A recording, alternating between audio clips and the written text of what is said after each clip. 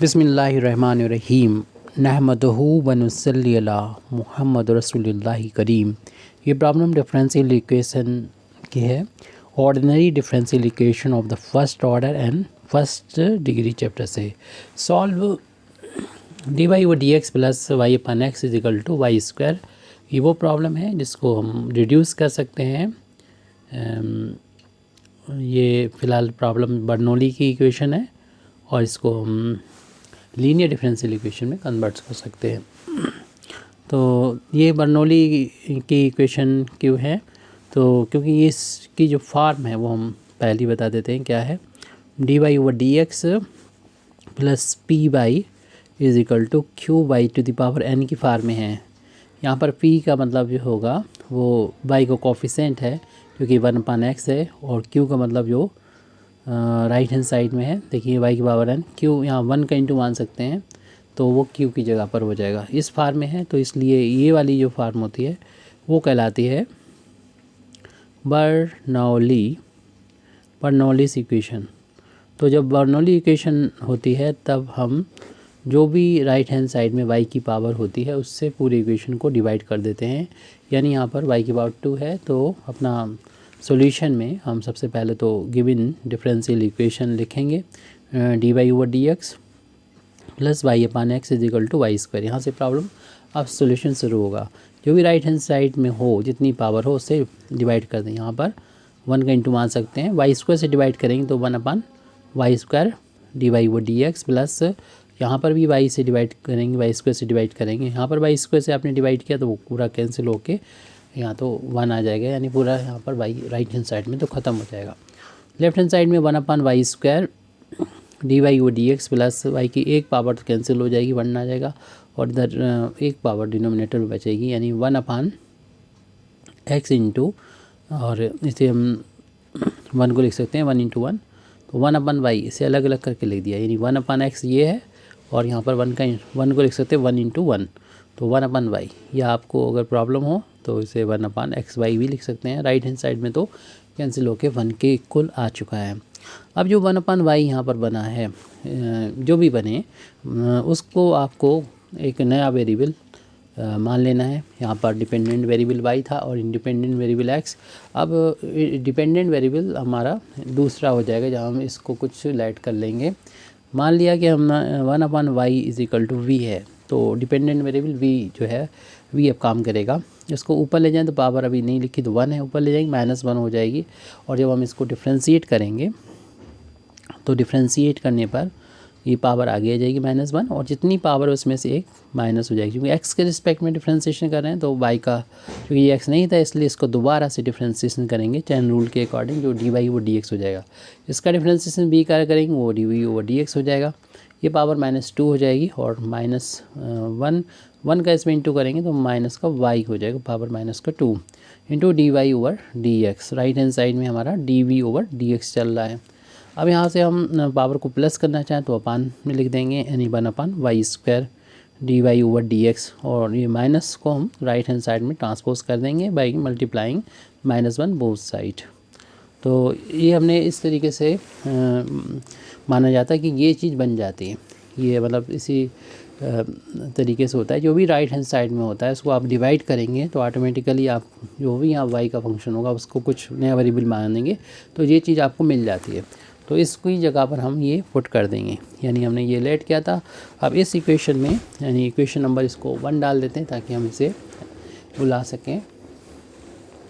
तो हम इसमें पुट कर देते हैं फ्रॉम इक्वेशन नंबर 1। तो इक्वेशन नंबर 1 जो होगा वो इसमें रिड्यूस हो जाएगा। ये वैल्यू की जगह पर हम इक्वेशन नंबर 1 में d v over d x put कर दे रहे हैं, प्लस 1 अपान एक्स था, और ये 1 अपान वाई की जगह पर हमने देखा ये 1 अपान वाई की जगह वी रख दिया। राइट हैंड साइड में 1 है।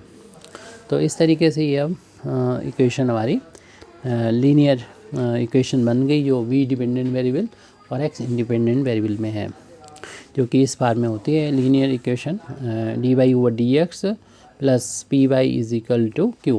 क्योंकि इसको सॉल्व करने का एक तरीका होता है कि सबसे पहले तो हम इंटीग्रेटिंग फैक्टर फाइंड करते हैं, जो कि होता है ई टू द पावर जो वाई को कोफिशिएंट है पी है वो पी इंटू डी एक्स। ये सॉल्व जब कर लेते हैं मिल जाती वैल्यू, तो इस डिफरेंशियल इक्वेशन का सोल्यूशन होता है y into integrating factor is equal to q, जो कि राइट हैंड साइड में है, q इंटू इंटीग्रेटिंग फैक्टर। इससे पहले भी हमने p और q लिया तो वो अलग है, ये अलग है, जो अब हमारा लास्ट में है वो, और प्लस कांस्टेंट ऑफ इंटीग्रेशन, ये q और if का मल्टीप्लिकेशन, इंटीग्रेटिंग फैक्टर का मल्टीप्लिकेशन करके जो वैल्यू आएगी उसको x के रिस्पेक्ट में इंटीग्रेट कर देंगे और plus constant of integration add कर देंगे। तो सबसे पहले तो हम इस फार्म में इसको कन्वर्ट कर लेंगे, यानी जो स्टैंडर्ड फार्म है इसकी, तो उसमें प्लस होता है यहाँ पर dy/dx कोएफिशिएंट, तो यहाँ पर y ना हो के v है, कोई दिक्कत नहीं, माइनस से मल्टीप्लाई करके ये प्लस बना लो, यानी dv/dx कोएफिशिएंट प्लस हो गया, माइनस ये हो जाएगा 1/x इंटू वी, जो और माइनस का 1 हो जाएगी, -1 से पूरी इक्वेशन को मल्टीप्लाई किया। तो यहाँ पर फिर y का कोएफिशिएंट देखते हैं, जो यहाँ पर y का कोएफिशिएंट है कितना, b था, ताकि हम इंटीग्रेटिंग फैक्टर फाइंड कर सकें। यहाँ पर y ना हो के v है, तो v का जो है कोएफिशिएंट वो माइनस का 1/x है, ये हमारा p का काम करेगा। तो इंटीग्रेटिंग इस डिफरेंशियल इक्वेशन का इंटीग्रेटिंग फैक्टर हो जाएगा e⁻p dx। p क्या होता है, जो डिपेंडेंट वेरिएबल है उसका कोएफिशिएंट अगले नेक्स्ट टर्म में माइनस का 1/x है, तो माइनस तो हम बाहर ले लेंगे, सिर्फ 1/x का इंटीग्रेशन करना है। हमको मालूम है कि 1/x का इंटीग्रेशन जो होता है वो log x होता है। ये जो माइनस है यहाँ 1 का इंटू मान लीजिए, -1 हो गया, से पावर में ले लीजिए, क्योंकि लॉग में हम लोग जानते हैं कि अगर पावर होती है तो आगे मल्टीप्लाई कर दी जाती है, तो जो मल्टीप्लाई है तो पावर में पहुंचा दिया हमने। ये फार्मूला हमने यूज़ किया है, log m⁻n होता है, n आगे पावर आ जाती है इंटू log m होता है, इस फार्मूले का यूज़ किया है log के। और e⁻log होता है तो ये हट जाता है और ये ओनली x बार -1 बचेगा। आपको फार्मूला पता है, e⁻log यहाँ पर कोई फंक्शन हो ये हट जाएगा, ओनली आपका ये fx के बराबर आ जाता है। कैसे आ जाएगा ये पूछ सकते हैं आप। पावर को प्लस करने के लिए 1/n में कर लेते हैं, x प्लस 1 हो जाएगी, 1 होती तो लिखने की ज़रूरत नहीं, इंटीग्रेटिंग फैक्टर तो आ गया है। और इस डिफरेंशियल इक्वेशन का जो सोल्यूशन है वो फाइंड कर लेंगे, यानी इक्वेशन नंबर 2 डाल दिया, तो सोल्यूशन ऑफ डिफरेंशियल इक्वेशन 2, ये इक्वेशन नंबर 2 से जो नोट है तो उसका ये होता है, पहले तो हम डिपेंडेंट वेरिएबल लिखते हैं, फार्मूला हम पहले ही यहाँ पर बता चुके हैं।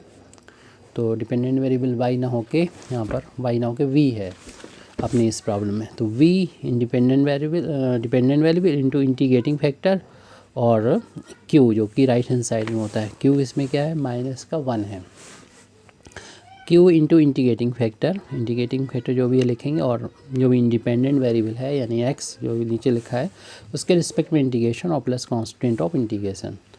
v की वैल्यू तो हम बाद में रखते हैं, सबसे पहले इंटीग्रेटिंग फैक्टर जो कि 1/x है, तो माइनस कांस्टेंट है, -1 को बाहर ले लो, यानी माइनस को बाहर ले लो, इंटीग्रेटिंग फैक्टर की जगह पर 1/x रख दिया, dx और प्लस कांस्टेंट, और आपको मालूम ही 1/x का इंटीग्रेशन log x होता है, तो अगली स्टेप में इसको log x कर लेंगे। v का 1 में इंटू होगा तो ये तो v/x हो गया, राइट हैंड साइड में 1/x का इंटीग्रेशन log x हो गया, और जो कांस्टेंट है आप अगर चाहो तो इस जो c जोड़ा है इसको आप भी सी डैश कर दो, और फिर जिस तरीके का इंटीग्रेशन ये आया उसी तरीके का इसको भी उसी फार्म में से लिख दो, जैसे कि सी डैश है तो इसे हम सी डैश को log c की फार्म में लिख सकते हैं। पहले से नहीं मालूम था इसलिए अब इसे चेंज कर दिया इसको देखते हुए। अब दोनों log को मिला के हम एक कर लेंगे, ये करना ज़रूरी नहीं, लेकिन अगर आप कर देते हैं तो आंसर आपके बुक से मिल जाता है, और ना मिले तब भी कोई प्रॉब्लम नहीं है, बस कैलकुलेशन में मिस्टेक नहीं होनी चाहिए।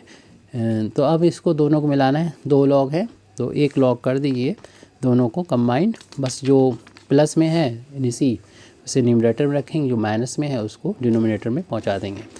तो हमारा लेफ्ट हैंड साइड में तो चल ही रहा है v/x, तो v/x इज इक्वल टू, तो एक बार log लिखेंगे और हमने c प्लस में रखना है, और जो हमारा x था वो डिनोमिनेटर में पहुंच गया। इतना भी छोड़ सकते हैं, लेकिन हमें v की वैल्यू अपनी तरफ से मानी है तो इसे पुट तो करना होगी।